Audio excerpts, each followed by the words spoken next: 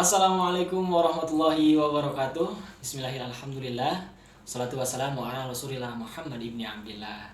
Langsung saja, perkenalkan nama saya Dapin dari PAI 4A.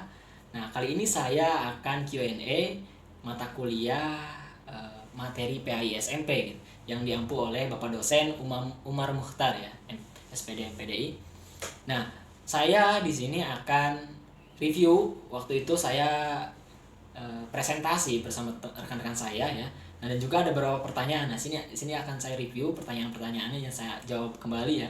Nah, jadi muncul beberapa pertanyaan sekitar 3 ya waktu itu. Nah, yang pertama itu bagaimana akhlak Nabi Muhammad sebelum menjadi nabi atau sebelum menjadi rasul, itu yang pertama. Terus yang kedua, mengapa ada paman Nabi yang membenci beliau, ada juga paman yang suka terhadap beliau, mendukung gitu istilahnya, tidak membenci beliau kayak Abu Thalib dengan Abu Lahab. Itu kan Abu Thalib itu mendukung dakwahnya Nabi, yang satunya lagi malah membenci dakwahnya Nabi, bahkan mengancam membunuhnya gitu ya. Itu mengapa demikian, ada dualisme, perbedaan sikap gitu. Nah, yang ketiga, bagaimana sih kondisi umat Rasulullah pada zaman ini, apakah nilai amalannya sama zaman dahulu, dan kecintaan Rasulullah apakah lebih besar mana umat zaman dahulu atau zaman sekarang gitu, apakah sama gitu. Nah, itu menarik ya, kita akan bahas di sesi Q&A ini. Oke, baik, untuk pertanyaan yang pertama mengenai bagaimana akhlak Nabi sebelum Nabi Muhammad menjadi Nabi ataupun Rasul diangkat ya. Nah, jadi kalau kita mengetahui akhlak Nabi itu banyak sumber-sumber ya, referensi dari berbagai sumber yang menyatakan bahwa memang Nabi ini sebelum beliau diangkat menjadi Nabi ataupun Rasul itu memang akhlaknya sudah terpuji. Jadi ibarat mutiara, dimanapun dia berada, walaupun misalkan di lingkungan yang buruk sekalipun tetap akan mutiara. Itulah Nabi Muhammad ya, panutan kita. Walaupun dia di lingkungan yang waktu itu penyembah berhala, Nabi belum pernah sekalipun menyembah berhala. Dan juga Nabi belum pernah waktu itu ya ikut tradisi-tradisinya mereka gitu kan, kafir-kafir Quraisy ya waktu itu. Nah, kemudian juga Nabi pernah pada waktu itu dijuluki Al-Amin. Nah, jadi ada kisahnya kenapa Nabi dijuluki Al-Amin. Jadi pada waktu itu Mekah pada umur Nabi sekitar 35 tahun ya, Mekah sedang direnovasi karena terkena banjir waktu itu. Nah, kemudian setelah Mekah berhasil direnovasi, tibalah saatnya waktu itu ingin dipindahkan nih, batu Hajar Aswad ini. Nah, batu Hajar Aswad ini dipertentangkan siapa yang ada perdebatan dari beberapa kabilah-kabilah di Mekah yang memang kabilahnya yang berhak, kabilah ini yang berhak, kabilah ini yang berhak, akhirnya pertentangan. Nah, akhirnya petinggi waktu itu yang sesepuh yang di sana, Bani Umayyah bin Mughirah ya waktu itu, beliau membuat kesepakatan barang siapa yang melewati gerbang Sopa duluan, nah dia yang berhak memberikan keputusan gitu. Nah, qadarullah waktu itu Nabi Muhammad ya, Muhammad yang ke situ, yang berhasil ke gerbang Sopa duluan gitu. Akhirnya Nabi Muhammad diberi kesempatan untuk memberikan keputusan atau kebijakan. Nah, luar biasanya Nabi Muhammad pada waktu itu tidak memilih salah satu kabilah saja untuk memindahkan batu Hajar Aswad ini, karena khawatir nanti timbul pertentangan lagi, ada kesyirikan, kecemburuan gitu. Akhirnya beliau Nabi Muhammad bawa kain, dan ujung kain itu untuk pegangan untuk memindahkan batu Hajar Aswad ini. Jadi dipegang oleh masing-masing kabilah, sehingga batu itu dipindahkan dengan secara bersama-sama gitu. Akhirnya disitulah Nabi diberi gelar, atau Muhammad diberi gelar Al-Amin ya, orang yang dapat dipercaya, bijaksana. Bahkan pada waktu itu yang berkata bahwa walaupun misalkan di balik sana itu kalau misalkan Nabi Muhammad bilang di balik gunung itu ada misalkan ada unta ataupun ada pasukan gitu ya, itu semua akan percaya walaupun belum pernah melihat, belum tentu benar atau enggaknya, tapi mereka sudah percaya bahwa di sana itu pasti Nabi Muhammad gak akan bohong gitu. Makanya dijuluki Al-Amin. Kemudian dalam berdagang juga beliau selalu jujur, beliau selalu tidak pernah lah istilahnya berbohong gitu ya. Makanya beliau dijuluki Al-Amin. Nah, begitulah akhlak Muhammad atau Rasul ya sebelum Nabi Muhammad waktu itu menjadi nabi ataupun rasul gitu ya. Jadi memang jadi sudah terpuji gitu. Maka Allah di situ mengangkat Nabi Muhammad sebagai nabi yang akhlaknya juga yang paling terpuji gitu. Seperti itu. Bahkan diabadikan dalam Al-Qur'an ya, laqad kana lakum fi rasulillahi uswatun hasanah. Memang telah ada dalam diri Rasulullah suri tauladan yang baik gitu. Dari mulai masa kecil hingga dewasa hingga wafatnya beliau, sangat banyak inspirasi akhlaknya beliau, perjuangan beliau, kepintarannya banyak melahirkan pemikiran-pemikiran ataupun bisa kita contoh menjadi uswah bagi kehidupan kita sehari-hari.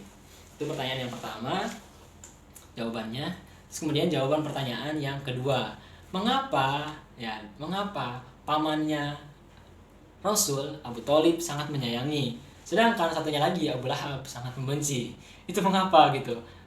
Memang saya juga sempat nyari jawaban-jawaban ini di berbagai sumber, tapi agak susah ya jawaban-jawaban ini. Tapi saya sempat bertanya kepada teman saya juga, memang mengapa sih ada dualisme, perbedaan sikap antara pamannya ini. Memang kalau kita lihat pada waktu itu Abu Thalib dan Abu Jahal memang petinggi-petinggi Quraisy gitu. Namun Abu Thalib lah yang jadi petinggi juga waktu itu. Nah, jadi ada kecemburuan sosial juga pada Abu Thalib, si Abu Lahab ini. Makanya sangat membenci Abu Thalib juga, sangat membenci juga Nabi Muhammad gitu istilahnya gitu. Tapi karena saudaraan sama Abu Thalib, memang nggak berani kalau Abu Lahab ini kepada Abu Thalib. Abu Lahab ini selalu membujuk bahwa kamu kenapa selalu mendukung Rasulullah gitu, bahkan seperti anak kamu sendiri. Saya tidak suka dengan ajaran Nabi Muhammad, dengan ajaran Muhammad gitu. Nanti gimana nenek moyang kita? Jadi memang kan pada waktu itu menganut agama nenek moyang waktu itu ya, Lata, Uzza, Manat, menyembah berhala itu. Nah, Abu Lahab ini khawatir nanti kalau misalkan Nabi Muhammad menyebarkan agama Islam ataupun agama yang memang diridhoi Allah gitu. Nah, itu khawatir nanti lahannya beliau untuk misalkan kan pada waktu itu kan haji itu pada musim waktu ada kan tradisi kayak misalnya haji ataupun yang ibadah-ibadah yang waktu itu di Mekah ya, di Ka'bah itu kan banyak orang-orang berkunjung ke sana untuk tradisi memandikan berhala ini. Nanti khawatirnya lahan-lahan mereka itu hilang gitu, lahan-lahan dagangnya, lahan ini khawatirnya di Rabbul Rasulullah gitu. Banyak ada politik juga, ada ekonomi juga yang yang menjadi alasan pada waktu itu, sehingga sangat membenci dengan Rasulullah waktu itu dengan adanya penyebaran Islam. Tapi Abu Thalib ini sangat membela, bahkan dia walaupun waktu itu belum beriman kepada Allah, Abu Thalib ini menjelaskan kepada Abu Lahab, selama saya merawat Nabi Muhammad gitu ya, saya belum pernah dipaksa Muhammad untuk menyembah Tuhannya, dipaksa untuk mengakui dia sebagai Rasul gitu. Jadi intinya nggak ada paksaan, kata Abu Thalib ini, untuk mengakui Nabi Muhammad sebagai Nabi ataupun disuruh menyembah Allah gitu. Jadi nggak ada paksaan. Tapi karena Abu Lahab ini sangat membencinya ya, udah sangat benci gitu, saking bencinya gitu, walaupun itu ya saudaranya sendiri gitu ya.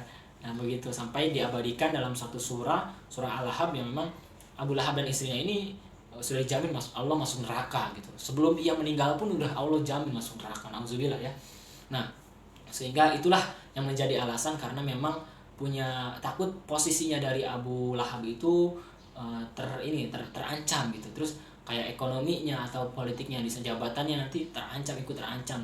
Kalau orang-orang Arab zaman dulu kan harga dirinya sangat tinggi gitu, tidak mau ada pembaharuan itu, tidak mau ya, lebih ingin ke bahwa nenek moyang saya lah yang paling hebat gitu, nenek moyang saya lah yang paling hebat dari kalian misalnya gitu.